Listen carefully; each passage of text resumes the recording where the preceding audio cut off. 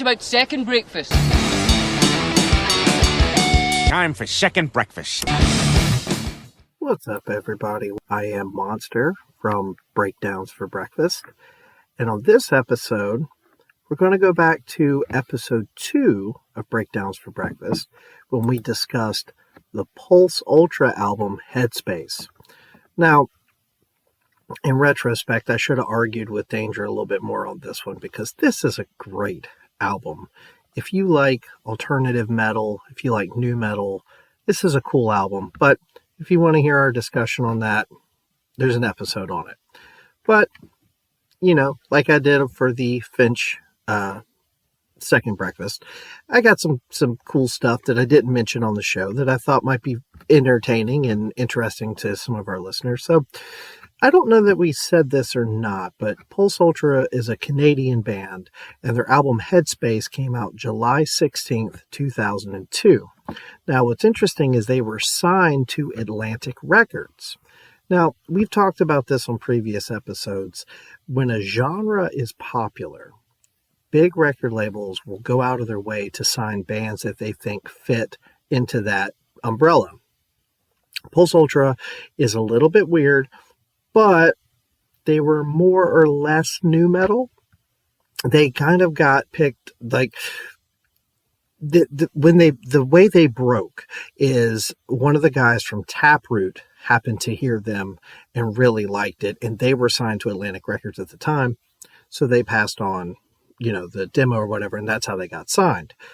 But just like a lot of other bands, and a lot of bands that we have discussed or will discuss on our show, they didn't sell very well.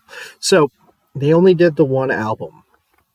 Now, something I also don't think we went through the band lineup. I know we talked a lot about Dominic Cifarelli. He was their guitar player. But also in the band, you had Zoe Vizza on vocals, Jeff Feldman on bass, and Max Zeno on drums. Those are all pretty interesting names. They are from Montreal, Canada, so perhaps those are French names. They don't sound like any French names I've ever heard, but hey, who knows? And we talked a lot about Dominic Cifarelli, and seems like he was sort of the driving force behind the band, definitely musically. But Zoe, man, he's got a cool voice, and it's very unique. It is a little bit on the higher sort of nasally, but it still has power, which is real interesting. So after Headspace came out, didn't do super well. They toured, they did all that. And then in early 2004, they got back together to work on a new album. Unfortunately, it just, there was tension in the band. Zoe ended up quitting the band. And so they held an audition for a new lead vocalist. And they got this guy named Lucas Rossi. Now, I didn't know who this was, but interesting, he won CBS's show Rockstar Supernova. And he was the lead singer of this whatever super group thing that CBS put together.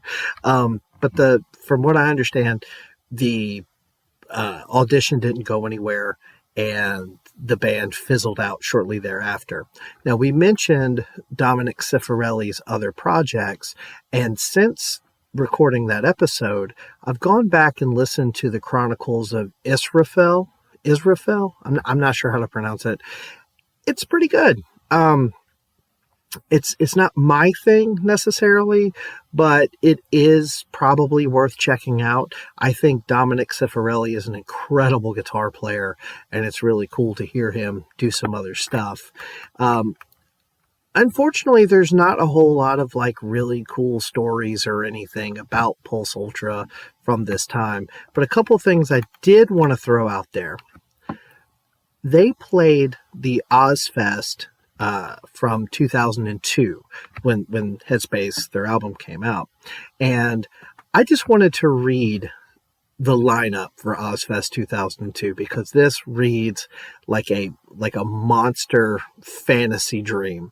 But so I'll start with the main stage. I'll start from the bottom to the headliner. So Tommy Lee, Black Label Society, Edema, Drowning Pool, POD, Rob Zombie, System of a Down, and then, of course, Ozzy Osbourne. Now, some of these bands didn't play every show, but those were the, obviously, Edema, huge fan. POD, I've seen them live a few times. Pretty cool. I like a lot of POD. Rob Zombie, I've seen him live twice. Great. So, a lot of cool stuff there. And so then here's the second stage.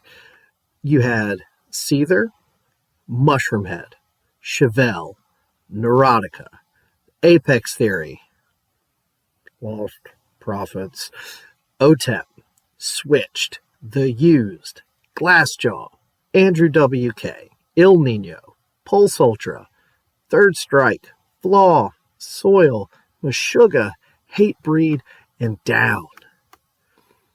That's brutal. But, 2002, whole lot of new metal there. I've mentioned them on the show before. Il Nino, really big fan of theirs. Flaw. At time of recording this, I'm actually going to go see Flaw in a couple weeks. I saw them once back in 2011. My band at the time, Death Proof, was actually opening for them, so it was cool to do that. It'll be fun to see them again. But yeah, for Nu Metal Monster, that second stage is pretty stacked. Glassjaw's killer. Apex Theory is pretty cool. They're very weird. Mushroomhead, that's another band that I've had the honor of playing shows with. That's a band that if you ever get a chance to see, even if you don't love them, that's a wild show. That's a fun concert to see. And the only other thing that I wanted to bring up was, if you like what you heard on Headspace and you're curious to see or hear some new songs, or I guess not necessarily new songs, but songs that were going to be on the second album, if you go to YouTube, you can actually find Pulse Ultra's final concert. It was shot at Club Soda in Montreal in 2004. It's actually pretty cool. It's professionally shot, multiple cameras, and the sound is actually really good for a live concert. It has a ton of songs off of Headspace, but it does have a couple of new songs. Again, songs that were going to be on the follow-up album. And you can tell they're having a good time. And I had never seen them live, and I hadn't seen any live footage of them. So I was impressed. I didn't get a chance to watch the whole thing yet, but I will. I watched the first probably 5 songs, and it was really good. I would recommend checking it out. It's real funny. In the first couple songs, these dudes keep climbing up on stage, and, that's not that uncommon. Just, for a rock concert, guy jump up on stage, run around, jump back out into the crowd or something. But at one point, this dude hands the lead singer a sheet of paper. At first I thought he was asking him to sign something, but I still don't know what it is. And even the singer's get out of here, dude, I'm trying to sing. So that was pretty funny. But yeah, that's about it. I just was gonna, I think that Pulse Ultra Headspace is a cool record. If you like new metal, if you like alternative metal from, the early 2000s, it's unique. It's something fun. And just wanted to share that I found that concert, their final concert. So if you like Pulse Ultra, you like that album, you like live rock, you should check out that video. But that's about it for this episode of Second Breakfast. Like always, send us an email, breakdownsbreakfast@gmail.com. We got Facebook, we got Instagram, we got X, we got all the stuff. Come hang out, talk to us. Let us know what you think of this. If you would rather us use this time for something else, and we will, we're going to use this for Danger and I go to some concerts. We'll use this platform to share our thoughts on some live shows, music news that pertains to kind of what we do. That stuff will come up too. But for right now, we're just going to keep going down memory lane, pulling out some stuff, giving you a little more detail on some bands and some albums. So hope you enjoy, and hope you have a great rest of your day.